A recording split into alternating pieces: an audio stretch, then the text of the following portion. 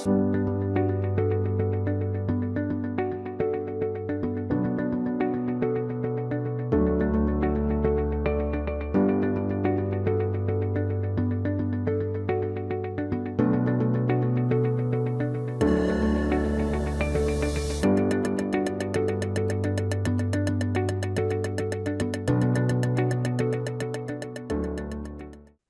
mesdames, messieurs, j'ai le plaisir de vous saluer. Je suis absolument heureuse d'être ici à la Fondation Eranos, que j'ai le plaisir de connaître déjà il y a 1 an et demi lors d'un colloque consacré justement à la pensée de Marcus Stapiou et à son livre Origine. Mon titre, Conception extrême du moi et vision de la liberté, en y réfléchissant une deuxième fois, je pense que je dirais maintenant conception radicale du moi. Donc, si vous voulez modifier ça tout de suite, le mot extrême, oui, il y a quelque chose, il y a un enjeu, mais conception radicale me semble peut-être plus adaptée. Je remercie très chaleureusement la direction de la Fondation Eranos, M. Fabio Merli et Riccardo Bernardini, ainsi que l'invitation à contribuer à cette réflexion sur la question de la liberté. Et comme chacun et chacune est invité à parler de son domaine, à partir de son domaine de spécialité, pour la germaniste que je suis, d'autres sujets, bien sûr, auraient été possibles sur de nombreux auteurs, à commencer par Schiller et Goethe. Il a été pas question tout à l'heure un tout petit peu de Schiller, dont l'influence a été fondatrice, et quelque part, on va retrouver l'influence de Schiller et Goethe un petit peu dans ce que je vais dire. Cette contribution, en tout cas, sera consacrée à 3 auteurs de langue allemande, ayant œuvré en l'espace d'un siècle, entre 1840 et 1960, 3 auteurs qui ont beaucoup en commun, malgré une distance temporelle de plusieurs décennies entre le premier et les 2 suivants, et qui ont en commun notamment de considérer que les conceptions de la liberté comme émancipation, c'est-à-dire se libérer de quelque chose, et bien que ces conceptions sont insuffisantes, qu'elles ne sont que des conceptions en quelque sorte négatives ou privatives de la liberté. Et d'autre part, ils ont en commun de considérer que la question de l'individualité et de la formation de ce qui est appelé dans leurs œuvres le moi, ou encore la personne ou la personnalité, est au cœur de toute véritable réflexion sur la liberté. Le contexte de ces œuvres est celui des suites à long terme de la Révolution française dans l'espace germanique pour la première, celle de Stirner, et du point de vue de l'histoire des idées, le contexte de la période de ceux qu'on a appelés les maîtres du souci, Marx, Nietzsche et Freud.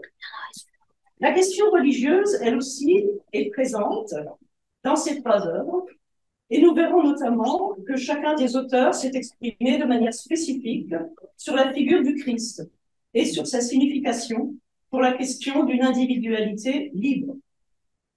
Donc, la première partie de ma contribution, si j'ai bien compris, 3/4 d'heure, monsieur, 45 minutes, sera consacrée à l'œuvre de Max Stirner, de son nom au civil Johann Caspar Schmidt, né en 1806, décédé en 1856, qui est connu surtout comme auteur d'un seul ouvrage, Der Einzige und sein Eigentum, l'unique et sa propriété, 1844, soit daté de 1845. Ouvrage souvent mentionné, rarement lu de manière approfondie, et dont l'influence souterraine a été considérable en Allemagne, mais aussi en Italie, en France, en Angleterre, à partir des années 1900. Marginal dans l'histoire de la pensée allemande et affecté d'une réputation douteuse, Stirner a eu de nombreux détracteurs, à commencer par certains de ses proches compagnons, comme Karl Marx, qui voyait en lui un danger pour ses propres idées, et qui a réfuté celle de Stirner dans l'œuvre publiée à titre posthume, Die Deutsche Ideologie, dont un seul chapitre avait été publié en 1846. Le livre Die Deutsche Ideologie ne paraît finalement qu'en 1903, en édition partielle, avec justement toute une partie sur Stirner, qui est en fait plus longue que l'ouvrage de ce dernier, ce qui quelque part en dit déjà long que si. La recherche la plus récente, en revanche, tant en Allemagne qu'en France, a remis Stirner à l'honneur et considère sa pensée comme un moment capital de la réflexion anthropologique pour l'histoire des théories du moi et de la liberté. Alors, ce sont bien sûr des choses que l'on peut contester. Ma première partie s'attachera donc à évaluer l'apport de Stirner à la problématique de la liberté et son originalité dans son titre. La deuxième partie sera consacrée à des thématiques proches dans les œuvres d'Alfred Döblin, 1878-1957, et de Carl Gustav Jung, 1875-1961.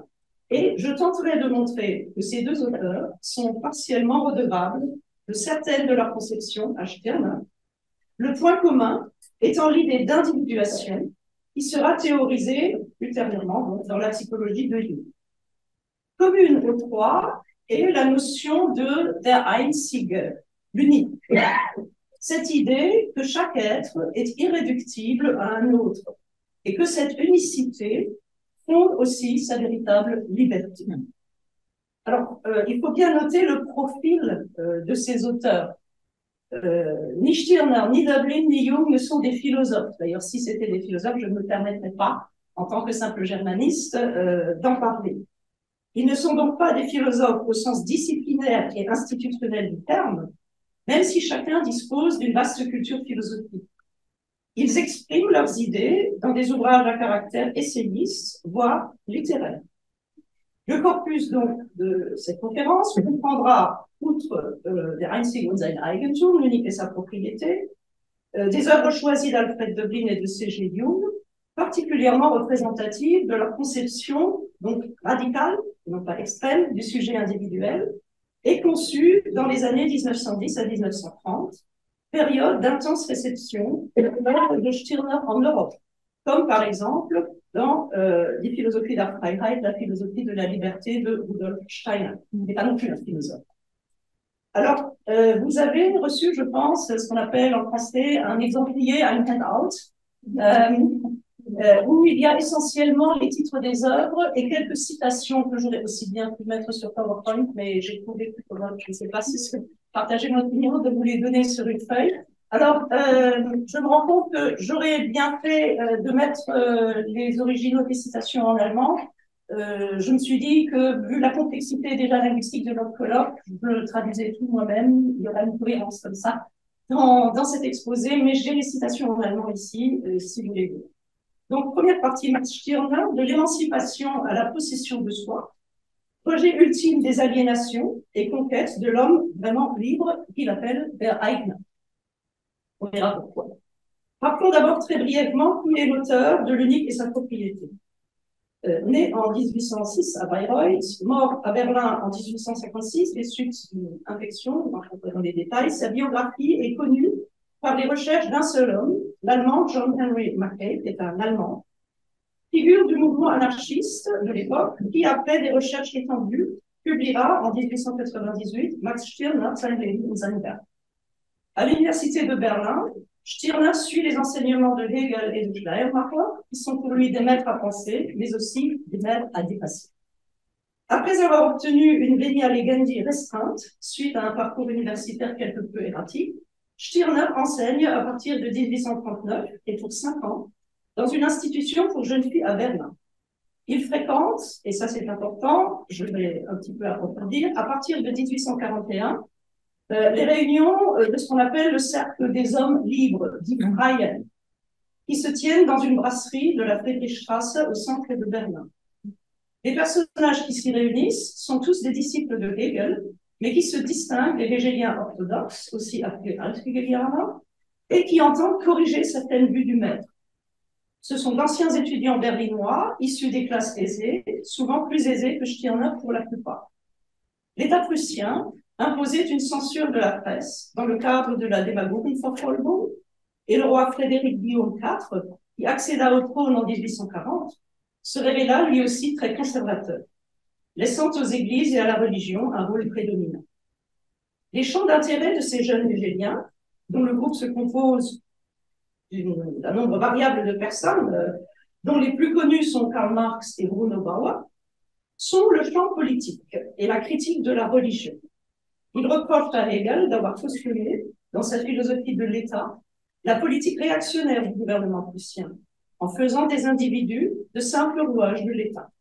De telles contestations émanaient déjà des partisans de la jeune Allemagne, le Junges Deutschland, avec notamment comme figure célèbre le poète Heinrich Heine. Ces jeunes hégéliens sont d'autre part très inspirés pour leur réflexion sur la religion par David Friedrich Strauss, auteur de Das Leben Jesu, paru en 1835, qui avait souligné l'historicité des religions, et notamment de la religion chrétienne, en considérant les évangiles comme des récits mythiques propres à leur temps. Bruno Bauer, membre du cercle des hommes libres de Bayern, et parmi eux le plus proche de Stirner, il restera proche de Stirner jusqu'à la mort de celui-ci, sera encore plus radical que Strauss dans sa critique de la religion, et il mettra en évidence le concept capital de Entfremdung, aliénation, qui va être central dans la critique de la religion des jeunes hégéliens. Il s'agissait pour tous ces libres penseurs de dénier aux églises le droit de régenter les consciences. Si certains acceptent la théorie hégélienne de l'État, d'autres vont plus loin dans la démarche déconstructive et s'attaquent également à l'idée hégélienne de l'État idéal, l'utopie d'un État qui incarnerait l'esprit. Cette conception, d'ailleurs, doit encore beaucoup, soit dit en passant, à la représentation issue du romantisme allemand, die Deutsche Romantik, du souverain comme incarnation de la volonté générale. Ils sont également tenants du libéralisme politique et sont donc perçus comme des opposants par le pouvoir prussien, qui va les combattre et qui les interdira pour la plupart d'enseignement et de publication dans la presse officielle. Donc pour ces jeunes hégéliens, on retient également l'importance de la philosophie de la religion de Ludwig Feuerbach, avec l'œuvre majeure Das Wesen des Christentums, l'essence du christianisme, 1841, où l'auteur affirme que c'est l'essence de l'homme qui est la valeur suprême et non pas Dieu, ce dernier devenant une simple figure produite par l'esprit humain. À toute forme de religion confessionnelle, mais aussi au déisme issu des Lumières, Feuerbach substituait un humanisme qui, s'il est bien accepté par divers membres du groupe des hommes libres, sera lui aussi l'objet de la critique radicale de Stirner.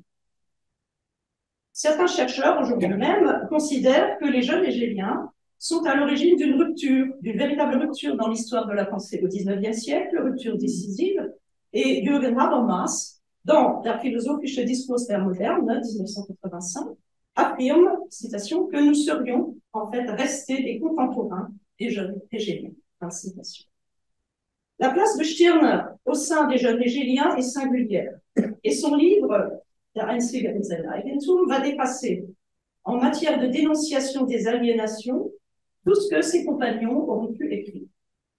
Il est clair que sa pensée se développe au contact du cercle des hommes libres, dit Freien, et se nourrit des échanges au sein de ce cercle, en opposition à la tradition de la philosophie spéculative, mais également en opposition à certaines de leurs idées, notamment le communisme, à commencer par celui de Pierre Proudhon, qu'il considère comme une nouvelle forme d'aliénation, comme nous le verrons encore. Ce groupe était au demeurant traversé de courants contradictoires, le groupe de Freien, contradictoire et cohérent, et l'on s'y écharpait volontiers et souvent lors de ces réunions conviviales, qui faisaient d'ailleurs la part belle aux beuveries, partie de l'activité de laquelle Stirner s'abstenait plus tôt.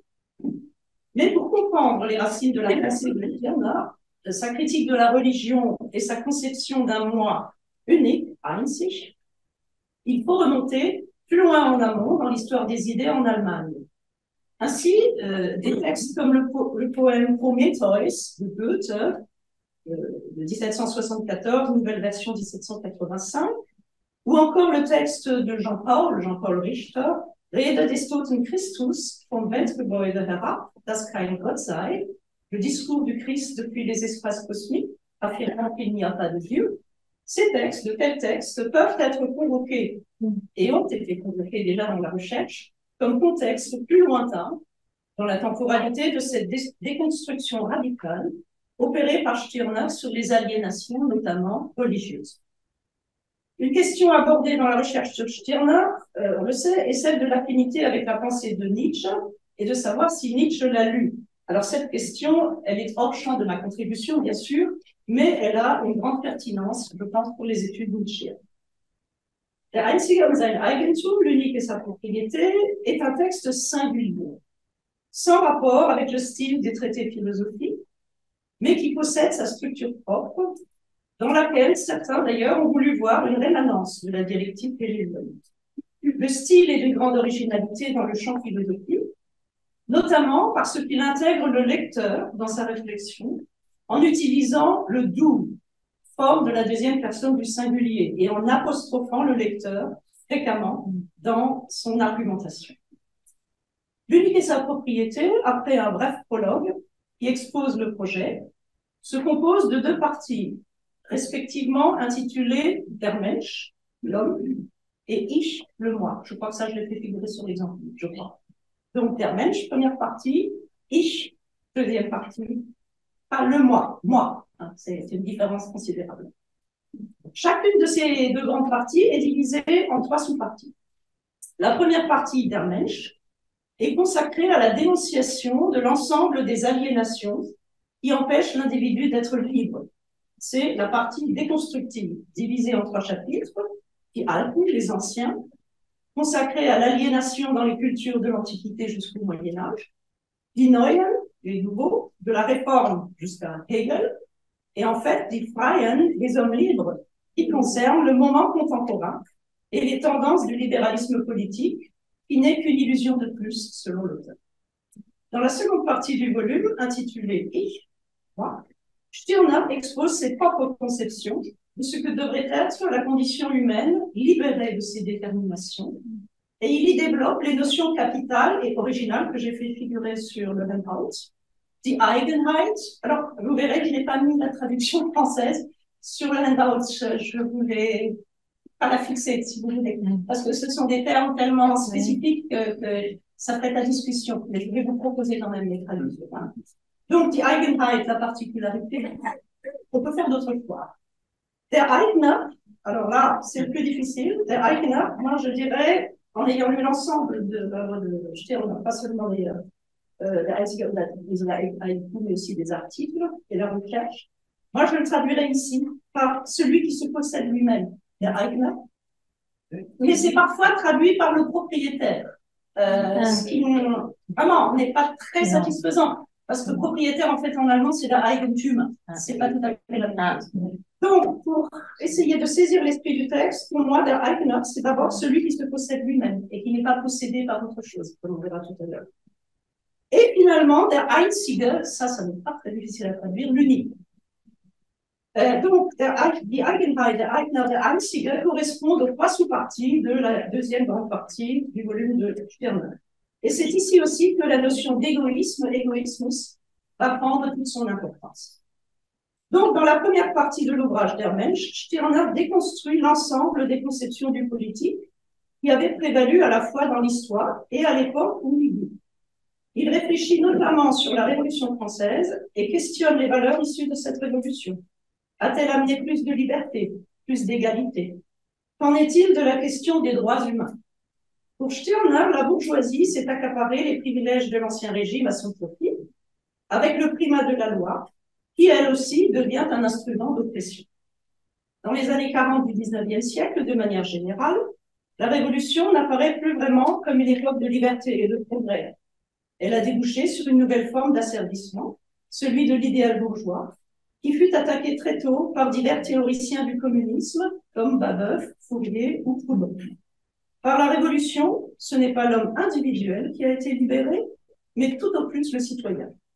Il va même jusqu'à dire, que la Révolution a gommé les individualismes encore possibles dans l'Ancien Régime, et il s'oppose à Hegel, qui considérait la Révolution comme un progrès du point de vue de la réalisation de l'esprit dans l'histoire. L'égalité elle-même est un leurre. Elle ne profiterait qu'à la bourgeoisie, pense-t-il, qui met en place le développement économique à son profit et installe la concurrence. Les théories du contrat social du XVIIIe siècle elles-mêmes, qui avaient visé à réformer l'État avant et après la Révolution, n'ont abouti qu'à des formes variées d'aliénation, de l'individu. Stirner dénonce donc toutes les formes historiques de l'oppression de l'individu. Et le sacré, sous sa forme profane, s'incarne, selon lui, dans les différentes formes de l'institution politique. La royauté, puis l'État, y compris dans ses formes modernes de l'État libéral. De fait, ce sont les finalités mêmes de l'État qui sont soumises à la déconstruction chez Stirner, qu'il s'agisse de l'état de droit divin ou de l'état social moderne. L'État est donc devenu un nouveau Dieu qui utilise les individus et les contraint à s'effacer devant lui et à se mettre à son service.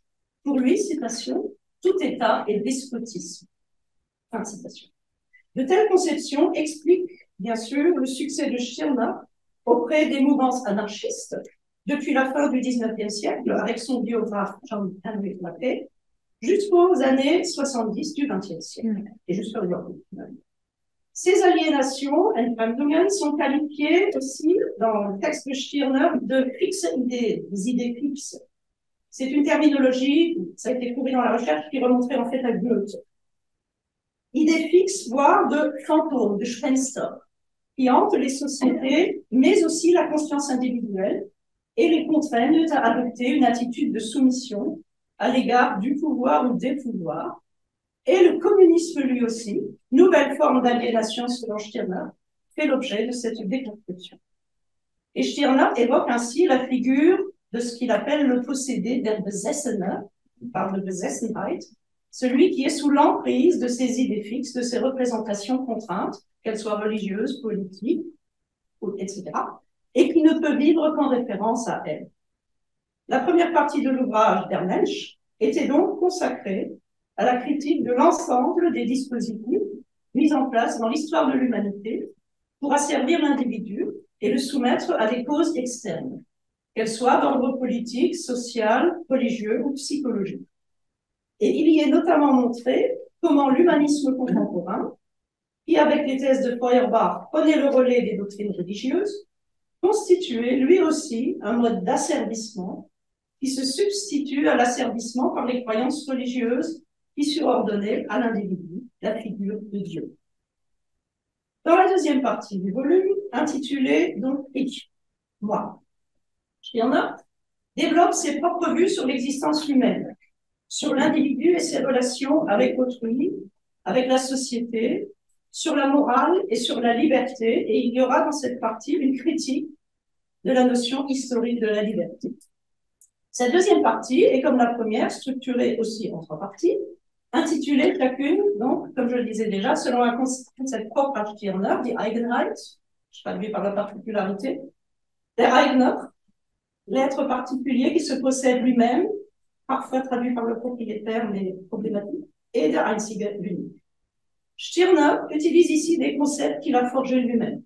Il développe sa conceptualité propre autour de deux notions racines. Alors, en tant que germaniste, j'aime bien revenir toujours à la racine linguistique. Les deux notions racines, donc eigen, qui veut dire propre, particulier.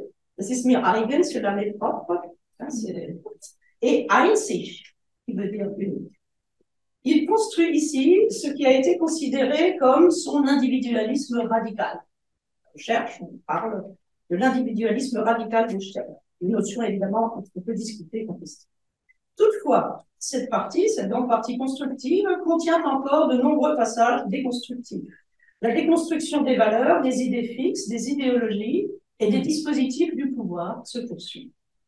La section intitulée Die Eigenheit est largement consacrée à une critique de la notion de liberté telle qu'elle a été conçue à travers l'histoire, qu'elle soit ancienne ou récente. La liberté est, depuis la Révolution française, la première et la plus haute des valeurs à laquelle l'être humain et le citoyen puissent prétendre. Elle apparaît à l'époque de Stirner comme un idéal à la fois individuel et politique. Elle désigne dans ce contexte l'émancipation par rapport aux différentes sphères du pouvoir qui asservissent l'être humain et entravent de ce fait ses facultés d'épanouissement personnel. Pour comprendre les enjeux de cette deuxième partie, il faut se demander sur quoi Stirner fonde sa critique de la liberté et que recouvrent au juste les notions de Eigenheit, particularité, l'être propre de chacun, et de l'unique, der Einzige. Et il faut aussi se demander ce que signifie au juste l'égoïsme stirnerien, qui n'a rien à voir avec l'acception banale de ce terme. On aura compris que la libération, selon Stirner, et là-dessus j'insiste bien sûr, ne peut être qu'individuelle et non pas collective.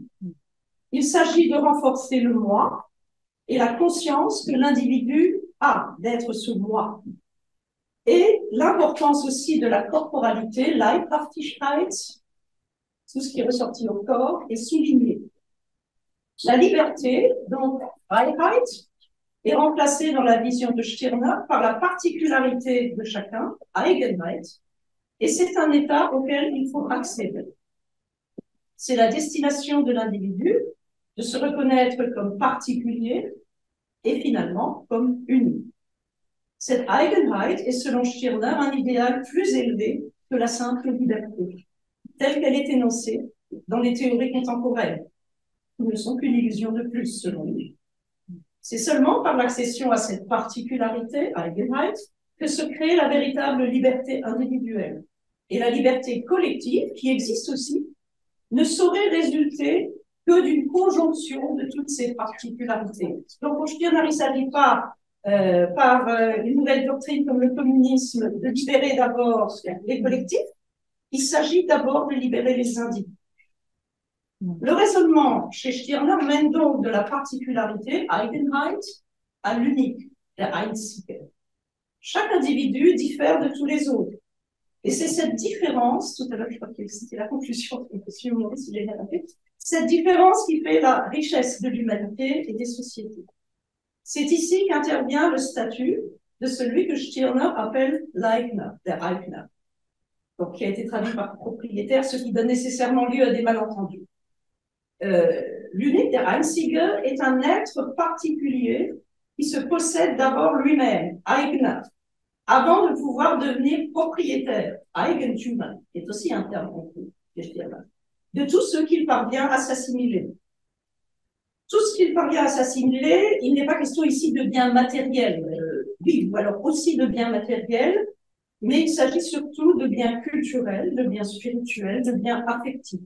Ça, ce sont les possessions de celui que Stirner appelle der Eigner. Unicité et particularité du moi sont donc les valeurs majeures de la pensée de Stirner.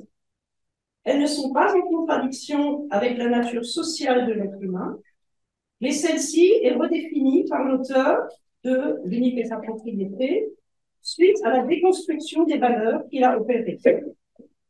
L'être particulier, qui est d'abord propriétaire de lui-même, Eigner, a aussi des buts existentiels redéfinis. Le but de l'individu ne peut pas être, ne doit pas être le sacrifice au profit d'une cause externe, quelle qu'elle soit, mais la jouissance de soi-même et du monde, la jouissance des autres éventuellement. Et c'est en ce sens que cet individu-là sera dit égoïste. Une notion qui n'a rien à voir, me semble-t-il, dans la recherche aussi, on l'a montré déjà, une notion qui n'a rien à voir avec l'acception commune et moralisante de ce terme. Quand on nous dit dans le catéchisme qu'il ne faut pas être égoïste, il ne s'agit pas de cela, bien sûr. Ce que Stirner ne manque pas de préciser en distinguant deux formes d'égoïsme. D'une part, l'égoïsme banal, qui est un aveuglement du sujet, borné et limité, et qui est une petitesse. Et l'égoïsme véritable, comme il le définit, qui fait du sujet un individu à part entière, capable de se donner à lui-même ses propres lois.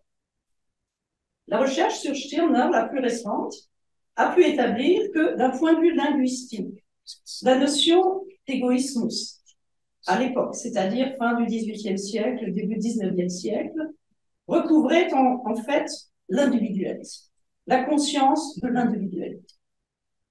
Donc, c'est l'acception étymologique qui importe ici, ego, ich, moi, et non pas encore le moi, comme ce sera le cas dans le paradigme psychanalytique, bien sûr.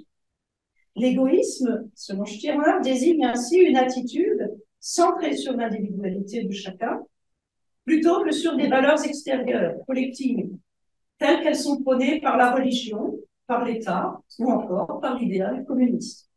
C'est l'individu, avec ses besoins et ses désirs, qui constitue la plus haute des valeurs. Et là, je crois qu'il y a une première citation. Hein. J'ai traduit, mais je vais vous donner l'original allemand. Mir ist es nur um mich, nicht um die Sache zu tun. Ich bin das Kriterium der Wahrheit. Pour moi, il n'y a que moi qui compte, et non pas l'affaire ou la chose ou la cause. Le critère de la vérité, c'est moi. La question est donc de savoir si un tel égoïsme ainsi défini réduit l'autre, à être un simple objet. Quel est le statut de l'autre? Et s'il le nie en tant que sujet, cet égoïsme-là exclut-il absolument le sens des valeurs collectives et ouvre-t-il à nouveau la porte à la guerre de tous contre tous? Ce sont des questions légitimes qui se sont posées. À ces questions, on peut répondre, je crois, par la négative. Les passages consacrés à l'amour des livres dans le texte témoignent de cela, par exemple. L'amour de l'égoïsme n'en est pas moins sincère. Simplement, ce n'est pas l'amour désintéressé tel que le prône le christianisme, agapé, mais l'amour conscient de ce qu'il travaille à sa propre satisfaction, Eros. Stirner distingue donc l'égoïsme inconscient de l'égoïsme conscient. Le premier, ou faux égoïsme, n'est autre que cette pulsion de puissance qui anime tous ceux qui exercent leur pouvoir sur les autres, prêtres, gouvernants, patrons, etc., et qui font obstacle à la liberté individuelle. Il ne se distingue pas de l'état de possession dont nous avons parlé tout à l'heure, de Eisenhower, par une idée fixe collective. L'égoïsme conscient en est le contraire. Donc le moi, le ich, dont il est question chez Stirner, n'est pas une notion métaphysique telle qu'elle apparaît dans l'idéalisme allemand comme le moi absolu de Fichte. Lorsque Stirner dit moi, ich, il l'emploie sans article, il ne dit pas das ich, il l'emploie sans article, et c'est le moi empirique qu'il a en vue. Ich aber spreche von mir, dem vergänglichen ich. Quant à moi, je parle de moi, du moi empirique, temporel, passager. Cette individualité n'est pas réductible à sa détermination sociale. La société n'est pas non plus habilitée à définir ce qui est bon ou mauvais pour l'individu. Et donc, il y a là, bien sûr, une crise des valeurs. Et ce moi est unique. Il est l'unique, celui que Stirner appelle der Einzige, tel qu'il figure dans le titre de l'ouvrage. On a pu dire avec raison que ce sont des accents mystiques qui le caractérisent. Stirner parle de ce moi en disant qu'il est unaussprechlich et unsagbar. Ich ist unaussprechlich und unsagbar, c'est-à-dire indicible, des qualificatifs que Maître Eckhart attribue à la déité au-dessus de Dieu. L'unique, der Einzige, n'a donc d'autre but que lui-même et ne se fonde sur aucune valeur surordonnée. Et c'est ce qui conduit Stirner à affirmer Ich habe meine Sache auf nichts gestellt. Cette phrase est extrêmement célèbre, hein, ça ouvre le livre et ça referme le livre. Ich habe meine Sache auf nichts gestellt. Je ne me suis fondé sur rien, je n'ai fondé ma cause sur rien. Et donc, la première est l'une des dernières assertions du livre. Et ce moi est la mesure de quelque chose. Il y a là une citation que je vous propose en français. Je suis mon espèce à moi tout seul. Hein. En allemand, ça donne Ich bin meine Gattung. Bin ohne Norm, ohne Gesetz, ohne Muster und dergleichen. Möglich, dass ich aus mir sehr wenig machen kann.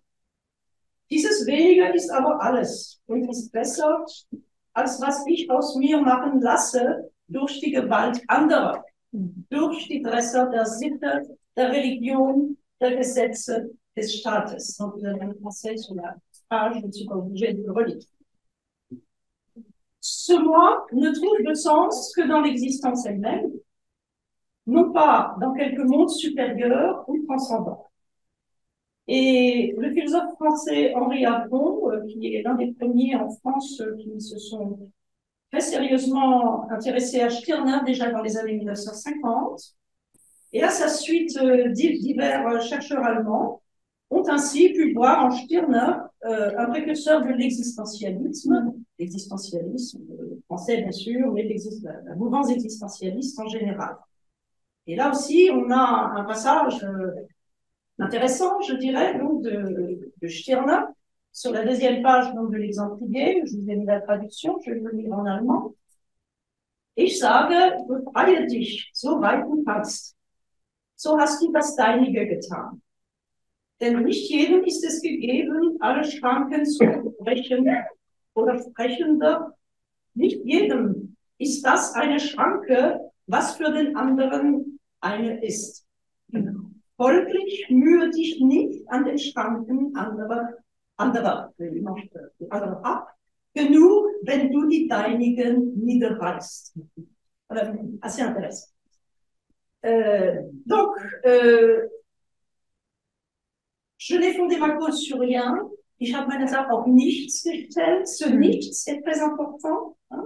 Nichts veut dire je n'ai pas fondé ma cause sur la religion, je ne l'ai pas fondée sur l'humanisme, je ne l'ai pas fondée sur l'idéal communiste, je ne l'ai pas fondée sur une superstition quelconque. Donc on pourrait dire, mais sur quoi l'as-tu fondé finalement? Et qu'est-ce que ce moi? Qu'est-ce que moi qui est ich à ce moment-là? Alors, c'est aussi très intéressant.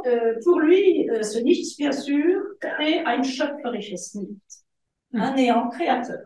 Donc, ce rien n'est pas rien, c'est un néant créateur, comme l'affirme Stirner dans la préface, donc, qui précède les deux parties. Et il ne peut devenir créateur que parce que le moi s'est débarrassé de toutes les fausses identifications. Alors, on peut se demander, après cette présentation donc de la conception de la liberté liée au moi, on devrait dire liée à moi en fait, chez Stirner, on peut se demander quelle réception un tel texte a pu avoir. Alors, j'ai longtemps cru moi-même, jusqu'au jour où j'ai été obligée de faire un cours sur Stirner il y a quelques années. Max Stirner a été mis au programme de l'agrégation d'allemand. L'agrégation d'allemand, c'est un concours important en France qui forme les professeurs des lycées, mais ensuite aussi les personnes qui pourront prétendre entrer à l'université. J'ai dû me pencher sur ce texte de manière extrêmement intensive pendant 2 ans de cours, et je me suis rendu compte que la réception qu'on en avait très souvent était le fait aussi parfois de gens qui ne l'avaient pas lu. On dit Stirner n'est pas un auteur important, c'est un Kauz, comme on dit en allemand. En faisant ce cours, je me suis rendu compte que pas du tout. J'ai évidemment compilé la recherche sur cet auteur, j'ai sorti tout ce que je pouvais en allemand, en français, aussi en anglais, et on se rend compte que la réception contemporaine, et puis ensuite début du XXe siècle, et maintenant surtout, est extrêmement importante. Hein. Donc la réception de l'unique et sa propriété, la Einzigung seine Eigentum, est complexe, et elle est surtout polarisée entre les détracteurs du texte et ses lecteurs enthousiastes. C'est extrêmement polarisé. Des collègues en Allemagne, comme Richard Retschika, et en France, comme Tanguy Lamineau du CNRS, ont étudié la réception de l'unique et sa propriété, concluant que cette réception a été immense, quoique souvent clandestine. Alors, c'est assez particulier, il faut bien dire, parce que si on parle de la réception de Kant ou de Hegel ou de Goethe, elle n'est pas clandestine, bien évidemment. Enfin, elle peut aussi se faire par des canaux non connus chez des auteurs, etc. Mais ce sont des réceptions qui sont tout à fait revendiquées en général. La réception de Stirner, donc, selon Tanguy Lamineau, qui est un spécialiste important de cet auteur, conclut, citation, elle a été immense, quoique souvent clandestine, influençant de nombreux penseurs, mais aussi écrivains et artistes. Donc, c'est une réception qui va très largement au-delà, bien sûr, du cercle philosophique, où elle est souvent négative. Donc, pour ne citer que quelques exemples significatifs, des auteurs de la révolution conservatrice à droite, comme Ernst Jünger, Carl Schmitt, se sont réclamés de Stirner et l'ont lu à leur manière, hein, à leur manière, bien sûr. Mais des membres aussi des avant-gardes artistiques, comme par exemple le mouvement Dada, d'ailleurs à l'Université de Zurich, et surtout les surréalistes, se sont également emparés de l'unique et sa propriété, et ont parfois aussi fait leur propre lecture, bien sûr, et l'ont parfois donc associé à l'œuvre du marquis de Sade.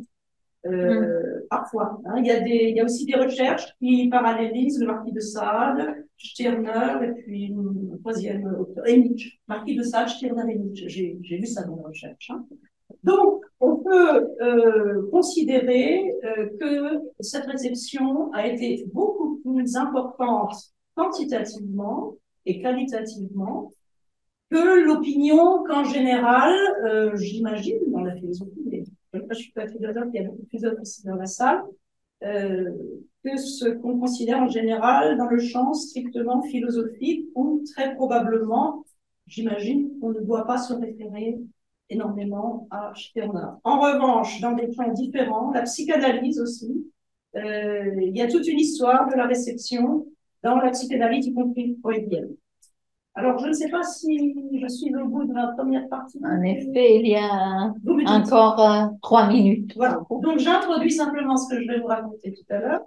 Dans la deuxième partie de cette conférence, j'aimerais examiner les conceptions du sujet individuel et de sa liberté chez deux auteurs qui ont connu le texte de Stirner et qui développent eux aussi ce que je voudrais appeler une conception radicale du moi et de l'individualité dans les années 1910-1930.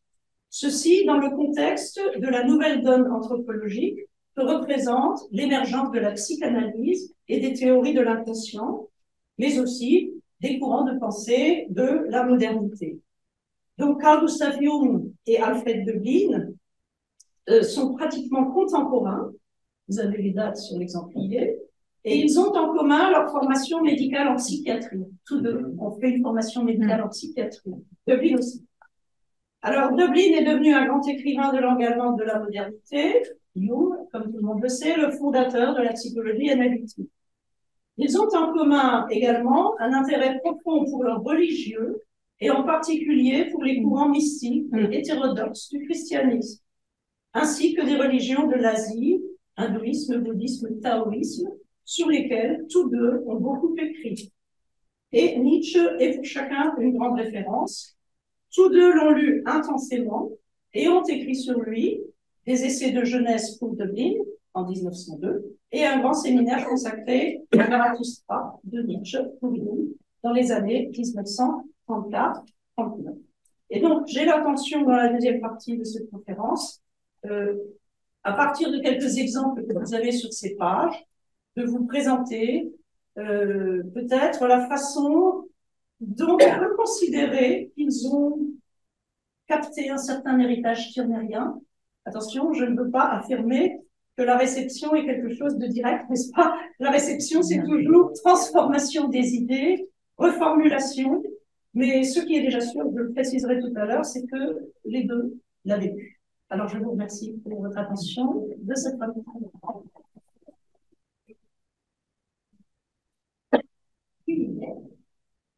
Je vais donc passer à cette deuxième partie qui va concerner la réception Eigentum chez deux auteurs chez qui justement elle n'a pas été étudiée. Cette réception a été étudiée chez un certain nombre d'auteurs. Je parlais tout à l'heure de Jünger, de Carl Schmitt, pour ce qui est de la révolution conservatrice, par exemple.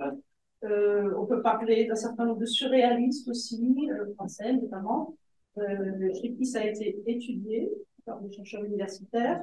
En revanche, je n'ai pas trouvé, notamment dans le Dublin Handbook auquel j'ai contribué récemment, je n'ai pas trouvé d'études spécifiques sur Dublin, lecteur de Stirner, et alors sur Jung, lecteur de Stirner, j'en ai pas trouvé non plus.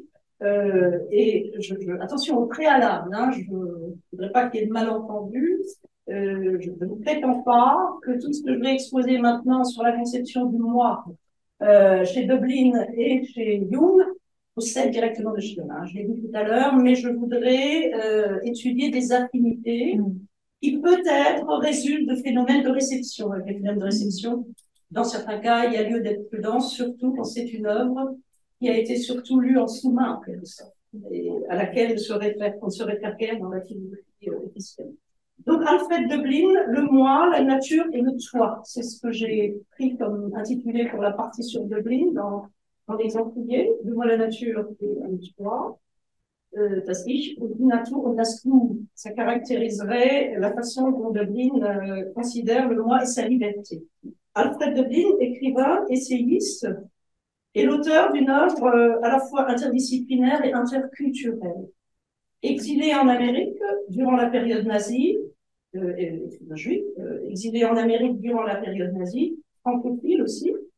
Dublin traitera de plus en plus dans ses œuvres de sujets religieux et même théologiques, et se convertira d'ailleurs au catholicisme auprès des jésuites américains dans les années 1940, durant son exil. Alors on dira, mais qu'est-ce que ça a à voir avec Steinhardt? Vous verrez qu'il y a tout de même quelque chose. Les textes pertinents pour notre questionnement, ici, sont d'ailleurs antérieurs à cette conversion, mais même après celle-ci, le christianisme de Dublin restera très hétérodoxe. Le moi, das Ich, alors maintenant on a das Ich, puisqu'on est déjà dans le paradigme psychanalytique, le moi, est la figure centrale des réflexions dans les œuvres philosophiques et théologiques de Dublin. Dans une interview qu'il donne après la guerre, après la Deuxième Guerre mondiale, en 1948, au Südwestfunk allemand, il affirme que le moi est devenu une problématique centrale dans son œuvre dès les années 20. Effectivement, dans les années 1920 et 1930, cette conception du moi, das Ich, s'énonce directement dans 3 œuvres essentiellement, dont 2 essais à caractère philosophique. Vous avez les titres sur l'exemplier.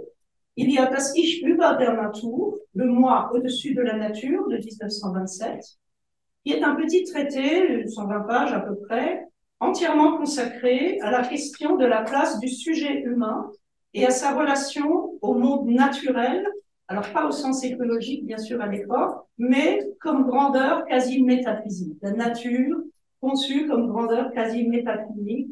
En fait, c'est une sorte de naturphilosophie, ce petit traité Das Ich über der Natur.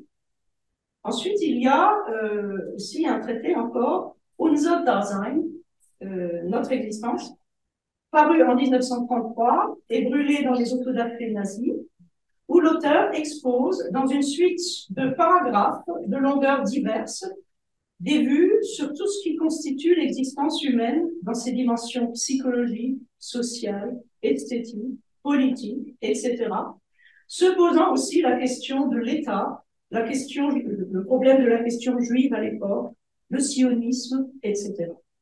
Et enfin, une 3e œuvre, l'épopée Manas, de 1927, qui est un texte vraiment très peu connu de Dublin, qui traite un sujet inspiré de l'Inde ancienne et qui comporte des passages spéculatifs directement dédiés à la figure das Ich, du moi, désigné dans ce texte comme das große, le grand moi.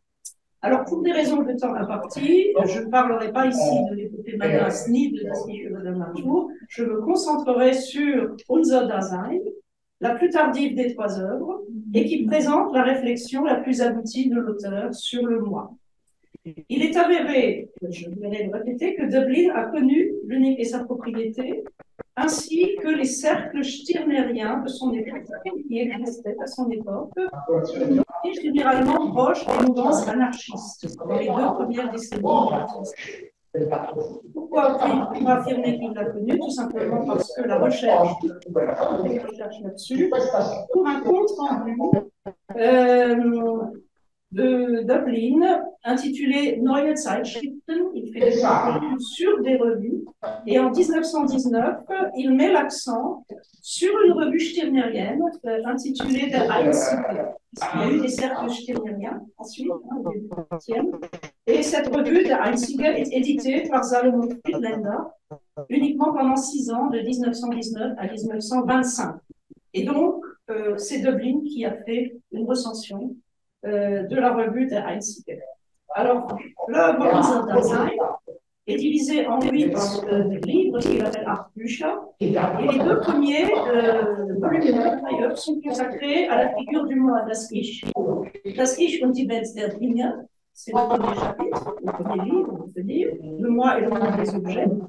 Et le deuxième, Gegenstück der Natur, die 3 Eigentümlichkeiten des Ich, l'antagoniste de la nature, les 3 particularités du moi. Mais dès un texte important de 1919, intitulé Jenseits von Gott, au-delà de Dieu, Dublin affichait sa prise de distance avec les systèmes de croyance judéo-chrétiens et surtout avec leur forme institutionnalisée dans les églises. C'est également la période où il s'intéresse fortement aux religions asiatiques, bouddhisme et taoïsme. Bien sûr, on trouve pas son débat avec ces traditions religieuses dites orientales, incluant d'ailleurs aussi l'hindouisme, avec les côtés manas, est toujours présent dans Unser Dasein en 1933. Dans plusieurs brefs textes de Unser Dasein, Döblin questionne d'ailleurs la vision bouddhiste du moi et de son inexistence, ce qu'on appelle Anatman ou Anatta selon le cas, et il exprime son désaccord avec cette vue. Et c'est là qu'il dit Ich hat sein, le moi a de l'être, Ich hat sein. Et cela, il le dit dans un bref texte de Unser Dasein qui est intitulé Gautama Buddhos andere Meinung, l'opinion différente de Gautama Buddha. Et aussi dans Ablehnung eines buddhistischen Gedankens, réfutation d'une pensée bouddhiste. Donc, il a une admiration intense pour le bouddhisme qu'il a étudié, comme beaucoup d'autres intellectuels de son époque, et c'était dans l'air du temps à l'époque. Il a vraiment étudié le bouddhisme en tant que personne cultivée. Bien sûr, il n'était pas orientaliste, pas spécialiste des langues asiatiques, du sanskrit. Et malgré donc toute cette grande déférence et admiration qu'il a pour la figure du Bouddha, eh bien, dans Unser Dasein, il réfute la théorie de l'absence l'absence de moi telle qu'elle est exprimée dans le bouddhisme tel qu'on le reçoit en Europe. Il faut préciser, bien sûr, c'est un phénomène de réception aussi. Donc, dans l'essai Jenseits von Gott, au-delà de Dieu, Döblin fustige les valeurs transmises par l'habitude, ce qu'il appelle Gewohnheitswerte, qui sont proches des idées fixes idées dénoncées par Stirner. Je ne suis ni idole ni hérétique, je suis pour moi-même, dit-il. Ich bin weder Kirchler noch Ketzer, sondern für mich. Donc, il y a cette mise en avant du moi aussi.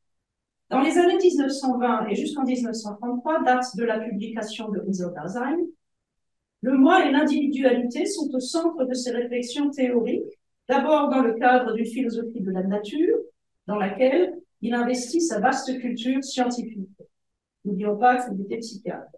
Si la personne est à la fois partie et antagoniste de la nature, Stück und Gegenstück der Natur, c'est comme ça qu'il définit la personne à l'époque, elle est aussi au-dessus de la nature, über der Natur.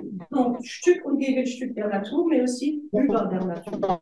Et surtout, le moi est plus puissant que la nature, selon Döblin, avec une petite citation, das Wasser, das Eis, sie sind Riesenmächte, ich ist mächtiger. Alors, il ne dit pas ich bin mächtiger, mais il dit ich ist mächtiger. Troisième personne. L'eau, la glace, ce sont des forces gigantesques. Moi est plus puissant.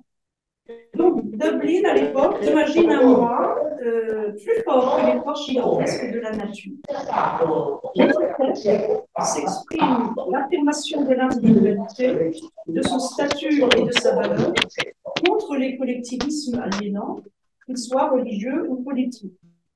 Donc là, on peut dire que, comme le Ich stirnerien, le moi döblinien a pour caractéristique d'être unique. Et c'est là que je vous renvoie à la première citation de l'exemplier. Le moi qui est unique, il n'existe qu'un moi unique. Das ist ein einziges, es gibt nur ein einziges Ich. Se référant sans doute sous l'égide de Kant au Principium Individuationis, Döblin élève le moi au rang, dit-il, de Urfatum der Welt, premier fait premier donnant naissance au monde. Il faut observer le caractère littéraire de ce texte. Bien sûr, il ne s'agit pas pour lui de faire de la philosophie, c'est une expression stylistique et littéraire libre. En même temps, il observe que cette individuation est incomplète, unvollständig, mais qu'elle vive à la complétude. Unvollendbar sind wir, auf Vollendung soll und muss es gehen. Nous sommes unvollendbar, nous Nous ne pouvons pas être complets, mais nous devons viser à la complétude. Le lecteur de ces textes de Dublin ne peut que se heurter à certains paradoxes sur lesquels se construit la pensée de Dublin sur le moi dans cette période. Mais à partir des années 1930, vont quand même se dessiner deux importantes évolutions dans la pensée du moi chez Dublin. D'une part, le dialogisme et d'autre part, le personnalisme. Il a toujours pris en compte, à côté de l'individualité, la dimension interpersonnelle. Neben das Prinzip der Individuation, das Prinzip der Communion. Deuxième citation de l'exemplier. À côté du principe de l'individuation, le principe de la communion. Et dans cet esprit, il accorde une grande place dans Unser Dasein à la notion de résonance, pour qualifier cette interaction entre le moi et l'autre, le moi et le monde, et il introduit donc la dimension de l'altérité comme élément constitutif de la construction individuelle. Et c'est ainsi qu'il dit Resonanz begründet das Du in der Welt. La résonance fonde le tu, le toi, dans le monde. Une orientation qui, comme on l'a vu déjà dans la recherche sur Dublin, est proche des idées de Martin Buber, qui lui avait théorisé l'altérité avec la notion de ich. C'est pas spécifique à Dublin. Cette question de résonance, cette question d'altérité se constitue réellement dans ces années 20 et 30 avec notamment Buber.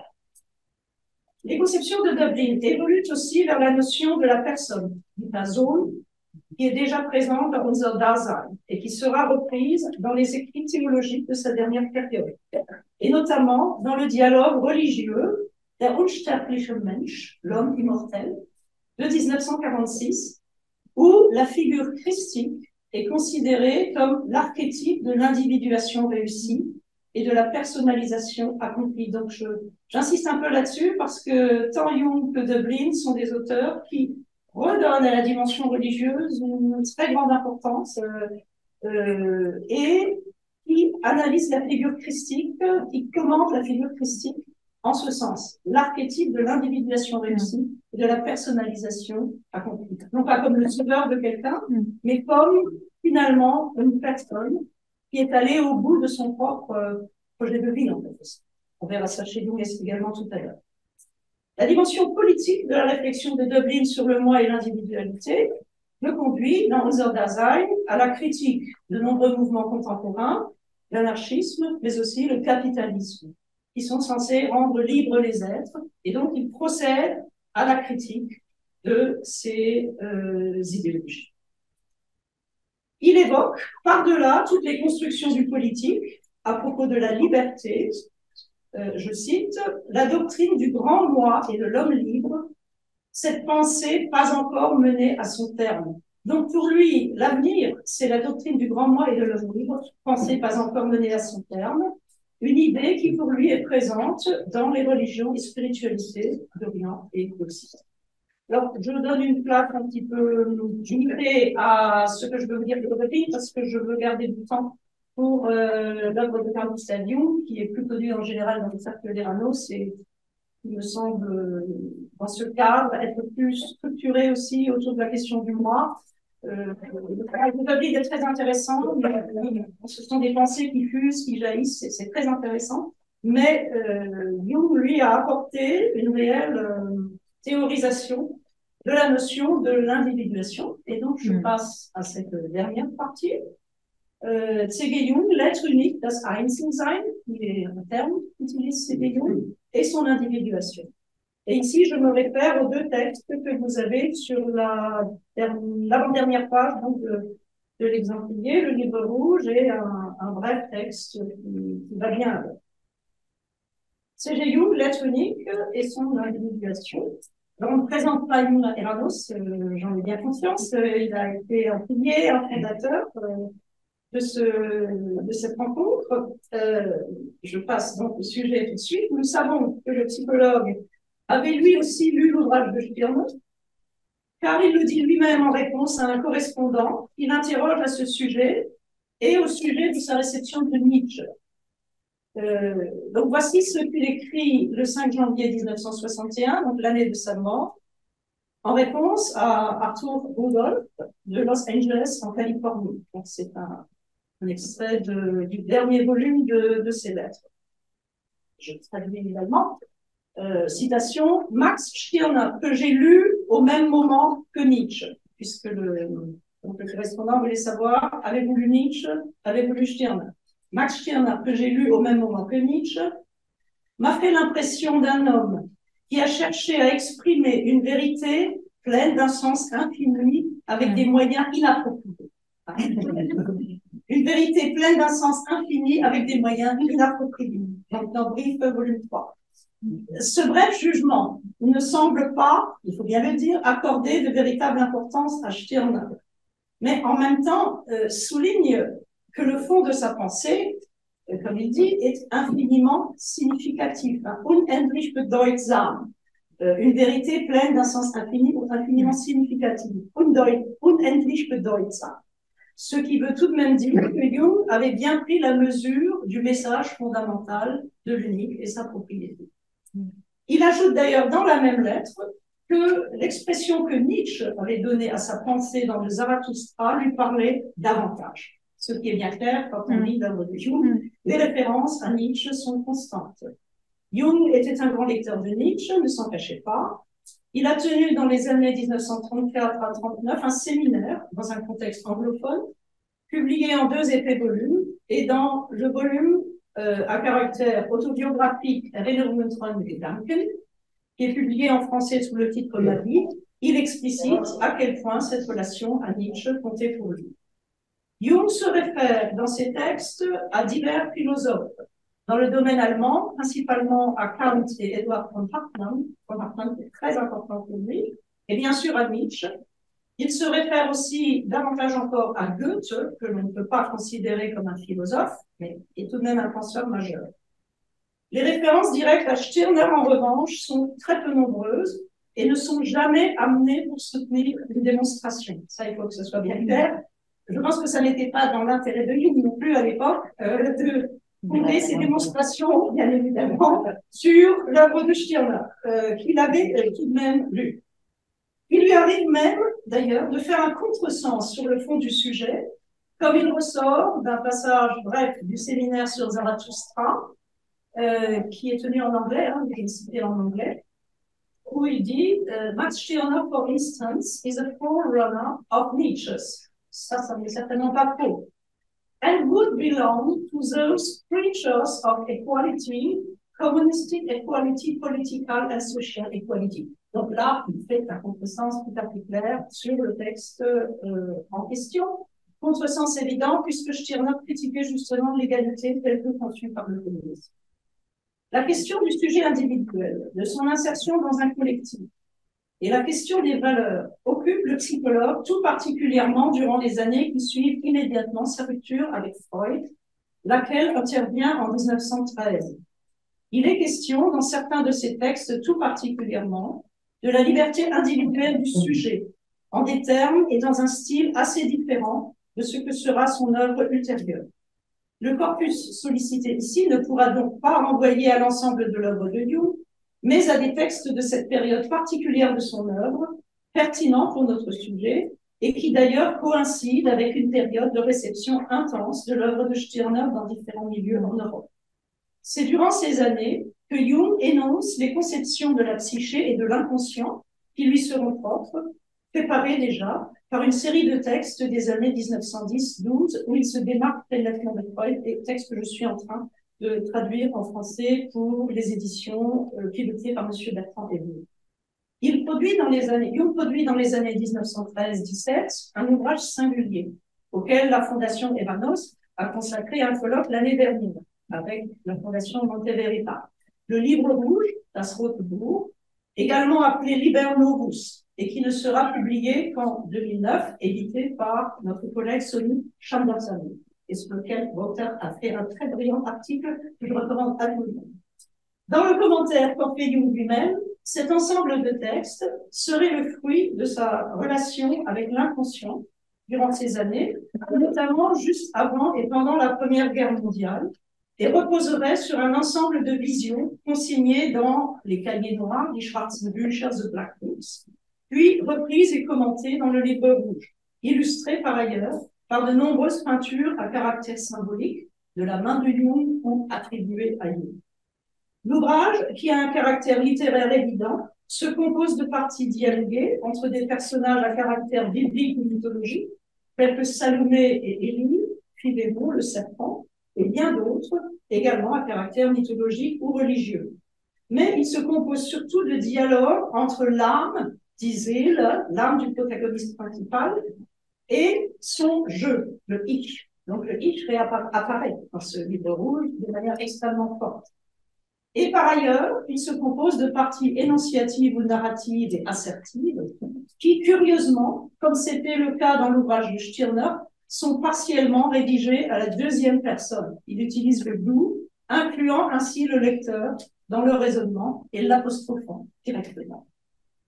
Les thèmes du moi comme unique et de la liberté de l'individu sont omniprésents dans ces parties assertives notamment. Et je crois que oui, vous avez là un certain nombre de citations. Alors là, j'ai tout simplement repris notre traduction française qu'on avait fait avec des collègues. Je ne vais pas fait figurer là-dedans dans le texte. Tu dois pouvoir te défaire de tout, faute de quoi tu es l'esclave, même si tu es l'esclave d'un Dieu. La vie est libre et choisit son chemin. Donc, livre rouge, traduction française, page 417. De l'exemplaire sans les images. Malheur à ceux qui vivent selon des modèles. La vie n'est pas avec eux. Si vous vivez selon un modèle, vous vivez la vie d'un modèle, mais qui vivra votre vie sinon vous-même? Donc, vivez-vous vous-même.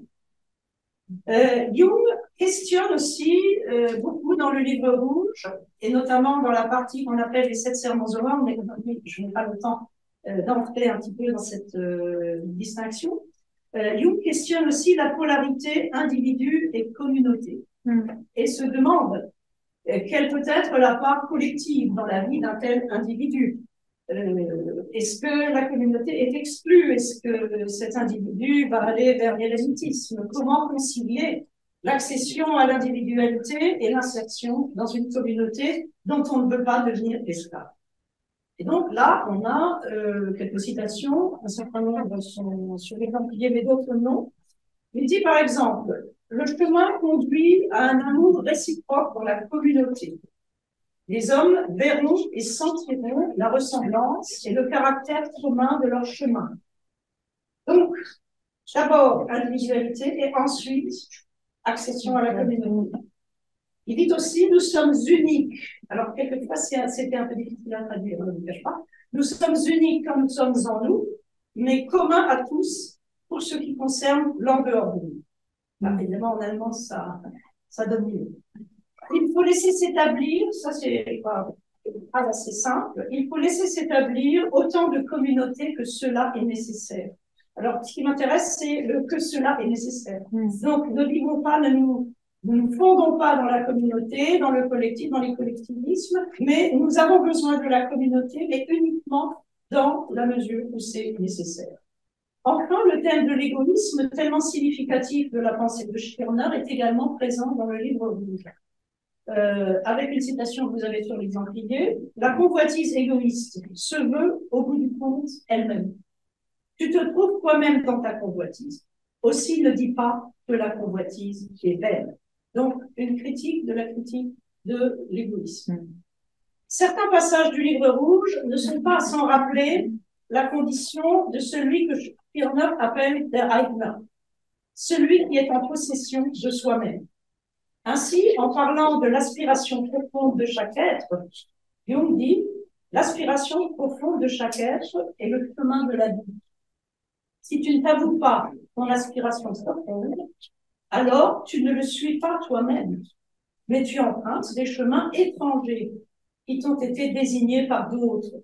Aussi, tu ne vis pas ta vie, mais une vie étrangère. » Enfin, la thématique du néant créateur qui caractérisait le ich,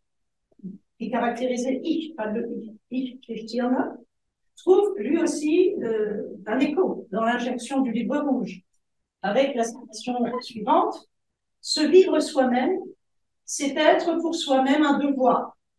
Il te faut devenir ton propre créateur. Il te faut devenir ton propre créateur. Alors, je voudrais, presque pour finir cette partie et ensuite passer à ma conclusion, examiner un tout petit peu ce que signifie la figure du Christ, telle qu'elle apparaît dans le livre rouge de Jung. Tout à l'heure, on a parlé très brièvement de la figure christique chez De Jung. Il y a là aussi quelque chose d'intéressant à creuser. La figure du Christ apparaît chez Jung comme celle de l'être individuel dans le livre rouge, qui n'a connu et reconnu d'autres lois que la sienne, comme c'est le cas chez Dovin. Et alors, curieusement, chez Stirner, dans der Einzige Eigentum, il y a plusieurs assertions sur le Christ que je n'ai pas le temps de développer, mais qui vont exactement en ce sens. Je ne pensais pas d'ailleurs trouver ça chez Stirner, puisque j'avais aussi toute une série de préjugés. Il a une analyse extrêmement intéressante de la figure christique qui va exactement déjà en ce sens. Il est donc question dans le livre rouge d'une certaine forme d'imitation christique. La notion d'imitation christique apparaît dans le livre rouge, mais au sens très particulier que lui donne Jung. Le chemin du Christ ne peut être évité à personne, dit-il, car ce chemin mène à ce qui est à venir. Il faut que vous deveniez tous des Christ. Citation. Et cette imitation est en même temps un dépassement de la position chrétienne, comme cela ressort des passages suivants. Exemple idée, hein. Vous devez encore apprendre à ne succomber à aucune tentation, mais à tout faire de votre propre gré. Alors vous serez libre et vous dépasserez le christianisme. Et la suivante: mais si je dois véritablement comprendre le Christ, il me faut reconnaître que le Christ n'a vraiment vécu que la vie qui lui était absolument propre et qu'il n'a suivi personne. Il n'a imité aucun modèle. Par conséquent, si je suis véritablement la voie du Christ, je ne suis personne, je n'imite personne, mais je suis mon propre chemin. Et d'ailleurs, je ne me dirai plus chrétien. Il dit aussi: il n'y eut qu'un seul Christ et un seul qui put enfreindre les lois comme lui. Donc, c'est une lecture particulière de la figure christique, mais quand on regarde un peu le contexte de ces années 1910-20, on retrouve ce type de lecture chez un certain nombre d'auteurs dans le monde germanique. Alors, je ne sais pas, mais j'ai un certain nombre d'auteurs. Et c'est une interprétation, notamment pendant les années de la Première Guerre mondiale, qui est extrêmement... Dans la peinture. Dans la peinture, absolument. L'expressionnisme. Absolument, totalement, mais aussi dans la littérature. Oui. Dans la troisième partie du livre rouge, qui est intitulée Épreuve, le personnage du sage Philémon s'adresse au Christ en ces termes: ce que quelqu'un peut faire pour les hommes, toi, le Christ, tu l'as fait et accompli. Le temps est venu à présent où chacun doit accomplir sa propre œuvre de rédemption. L'humanité a avancé en âge et un nouveau moi a commencé. On a là une référence aux années platoniciennes, au mot platonisme.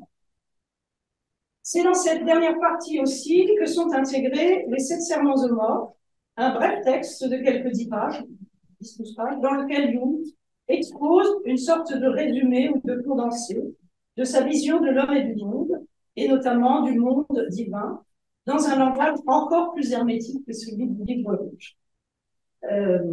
Se référant, comme Stirner et Dublin, au Principium Individuationis, bien sûr fortement réinterprété, Jung énonce comme but ultime l'accession de la personne à ce qu'il appelle das Einzelsein, l'être unique. Chaque personne doit accéder à son être unique, et c'est pourquoi il lui faut en passer par le processus de différenciation qui, dans son œuvre psychologique clinique, désigne l'accession à la conscience de contenu inconscient. Cette différenciation, cette accession à la conscience de contenu inconscient, mène à ce qu'il appelle l'être unique, das Einzelsein. C'est pourquoi, dit-il, il n'y a au fond qu'une seule aspiration, l'aspiration de chaque être à sa propre essence. Alors, je ne sais pas si...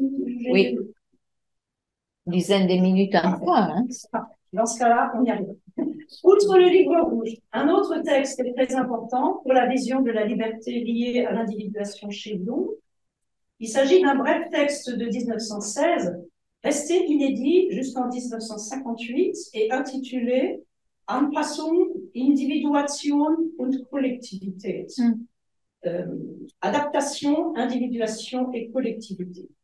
Ici, Jung développe pour la première fois son idée de l'individuation en 1916.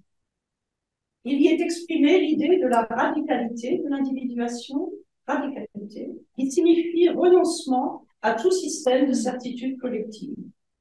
Le texte est rédigé durant la période du livre rouge et en partage l'esprit. L'être qui chemine sur la voie de l'individuation, dit-il, sera, citation, le créateur de ses propres valeurs, de nouveau cette thématique, et sera nécessairement en rupture avec la société, et cette société va le rejeter. Car ce que demande la société, c'est l'adaptation à ses valeurs à elle, et la société le considérera donc comme ce qu'il appelle un déserteur. Citation, l'exigence de la société repose sur l'imitation ou sur l'identification consciente, ce qui signifie de cheminer sur des voies reconnues et soumises à une autorité. Rares sont ceux qui ont le courage de s'engager sur cette voie de l'individuation, observe Jung. Et pour celui qui ne l'a pas, s'agréger à des valeurs collectives est alors la solution. Alors ici, on pense aussi très fortement à Goethe qui exprime de telles choses, par exemple, dans les maximes et réflexions. Une certaine forme de solitude est le lot de celui qui veut s'individuer. C'est quelque chose qu'il dira aussi après encore. Refusant de s'adapter aux valeurs collectives, cet être doit s'adapter à sa réalité intérieure. Il lui faut, écrit Jung, séjourner dans ce qu'il appelle le couvent du soi intérieur, in das Kloster des inneren Selbst, et créer ses propres valeurs.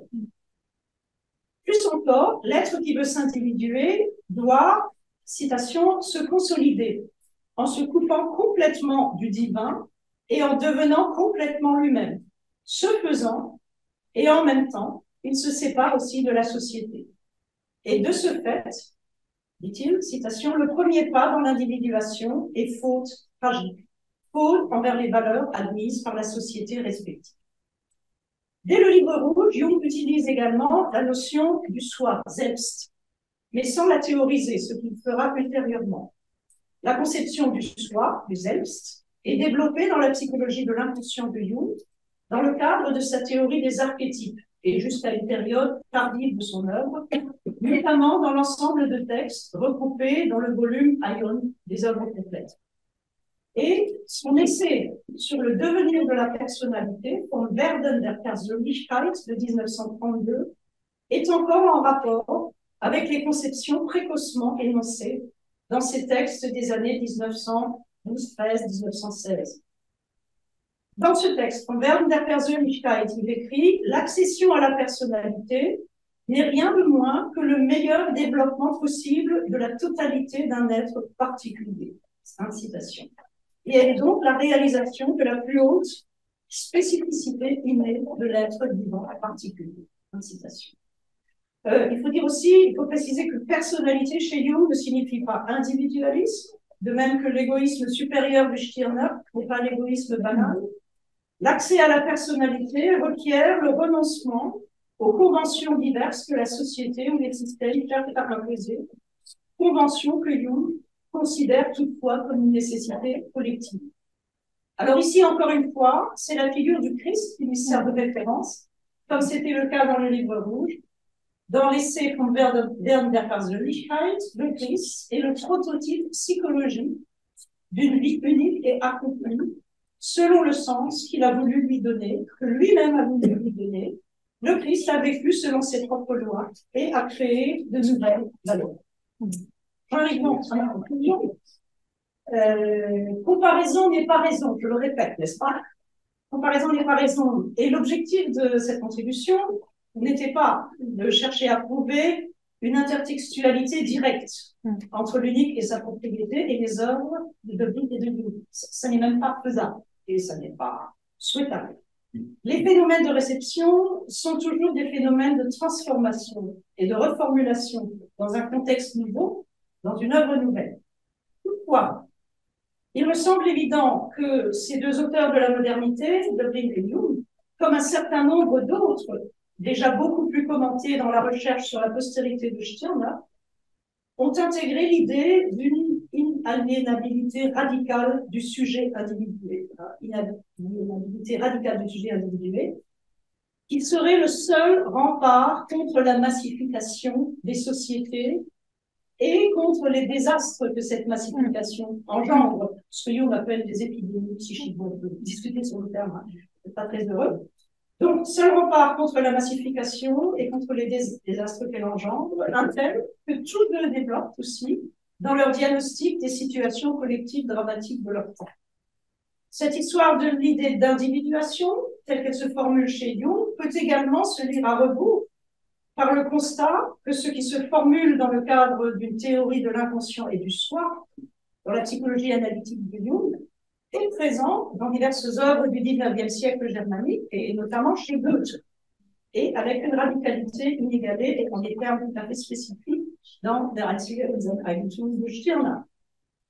Concernant la problématique religieuse, qui est centrale dans les œuvres de Dublin et de Jung, et à laquelle ils ont réfléchi toute leur vie, on relèvera que non seulement elle ne fait pas l'objet d'un rejet ou d'une occultation, mais qu'une nouvelle position face aux religieuses se fait jour dans leurs œuvres, loin du rejet, comme du suivisme et de l'adhésion doctrinale, et cela même chez le converti de Jung. Position que l'on pourrait résumer dans une affirmation de Jung en réponse à un interlocuteur.